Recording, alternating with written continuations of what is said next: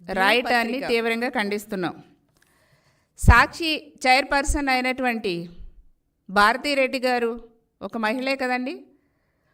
భారతీరెడ్డి గారు ఒక మహిళ ఉండి సాటి మహిళ మీద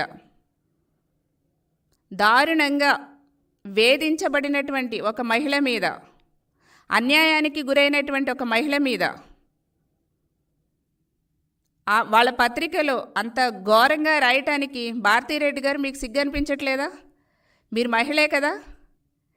ఇదెంత దారుణమండి, ఇదెంత నీచమండి, ఇదెంత అమానుషమండి.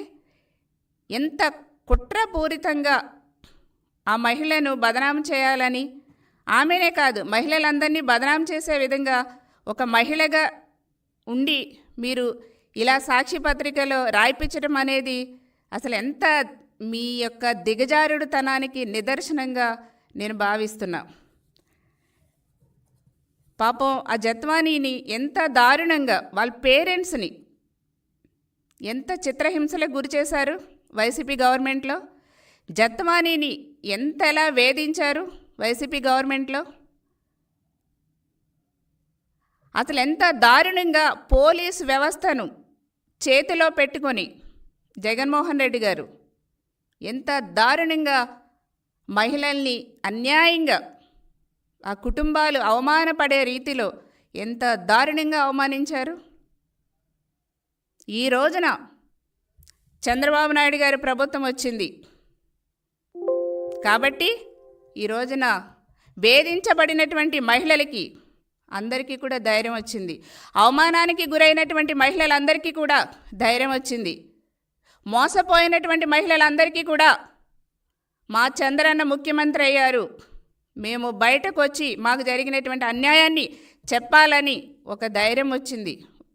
ఈ రోజున జత్వానీ కూడా అదే ధైర్యంతో వాళ్ళ తల్లిదండ్రులను తో సహా వచ్చి ఈ రోజున కేసు పెట్టడం జరిగింది. ప్రజలందరూ కూడా చూశారు ఎంత దారుణంగా తాడేపల్లి ప్యాలెస్ నుంచి జగన్మోహన్ రెడ్డి గారి యొక్క స్క్రిప్ట్తో, వాళ్ళ టీం వైసీపీ స్క్రిప్ట్తో జత్వానీ మీద అన్యాయంగా కేసులు పెట్టి ముంబై వెళ్ళి బలవంతంగా ఆమెను వేధించడమే కాకుండా ఆమెను తీసుకొచ్చి వాళ్ళ పేరెంట్స్ని తీసుకొచ్చి ఎంత చిత్రహింసలు గురి చేశారో. పాపం ఆ పెద్ద వయసులో ఉన్నటువంటి తల్లిదండ్రులు ఎంత మానసిక క్షోభకి గురి చేశారో. ఆ బాధలు అవన్నీ కూడా రికార్డ్ చేసి ఆమె చెప్తే నిజంగా ఎవరికైనా సరే మహిళా లోకం ఎంతగా రగిలిపోతున్నారంటే, ఇంత దారుణంగా వైసీపీ గవర్నమెంట్లో మహిళలపై ఇంత అన్యాయం జరిగిందా అనేసి ప్రజలందరూ కూడా ముక్కుపైన వేలు వేసుకున్నటువంటి పరిస్థితి, అంతగా బాధపడుతున్నారు. ఎంత దుర్మార్గం అండి. ఈ రోజున చెల్లెలు ప్రశ్నించినందుకు సోషల్ మీడియాలో మొత్తం ఆ చెల్లెల్ని క్యారెక్టర్ అసాసినేషన్ చేసే విధంగా ఆమెను కూడా అల్లరిపాలు చేశారు.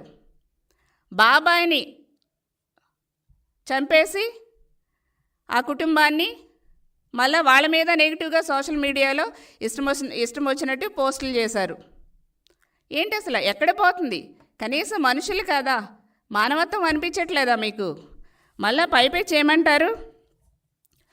జగన్మోహన్ రెడ్డి గారు దోషుల్ని కాపాడటానికి ఈ జత్వానీ కేసులో రెడ్ బుక్ రాజ్యాంగం నడుపుతున్నానంటారా? రెడ్ బుక్ రాజ్యాంగం నడుపుతున్నారు ఈ ప్రభుత్వం అనేసి మాట్లాడతారా జగన్మోహన్ రెడ్డి గారు?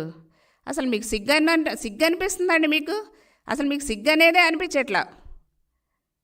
ఎవరు ప్రభుత్వంలో ఎలాంటి అరాచకాలు మహిళల మీద జరిగినాయి ఒక్కసారి మర్చిపోయారు అప్పుడే. 11 సీట్లు వచ్చేసరికి మొత్తం మైండ్ పోయి బ్లాక్ అయిపోయినట్టుంది జగన్మోహన్ రెడ్డి గారు.